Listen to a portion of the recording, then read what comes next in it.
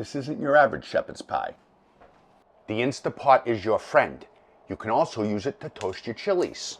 Chili molidos and New Mexican red chilies. If you don't toast your chilies, they ain't gonna have no flavor. You know your chilies are toasted when you can smell them. I'm gonna tie them up like a bouquet garni with some porcini pieces. Add your toasted chilies. We're gonna get back to this in a minute. See how beautiful that chuck roast is? That's what we're using. About 1-inch cubes. A little olive oil and some butter. Add all your meat to Instapot. Always season as you go. We're gonna give this a minute or two. It already smells good.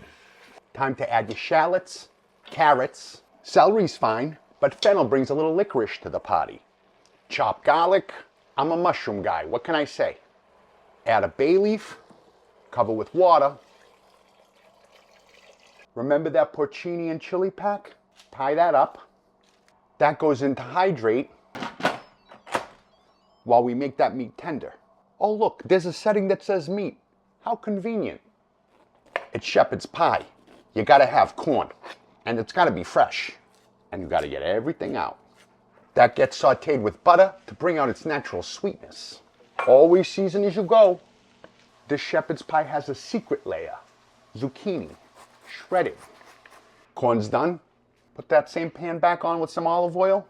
Add all that zucchini. Season it up. That's gonna cook way down, you'll see. See what I'm saying? But now we got all those brown bits we wanna put back down and scrape off. Get all that in there. You need this caramelization. You want this caramelization.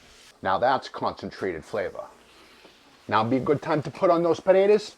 I don't have to tell you how to make mashed potatoes, do I? Just add plenty of butter.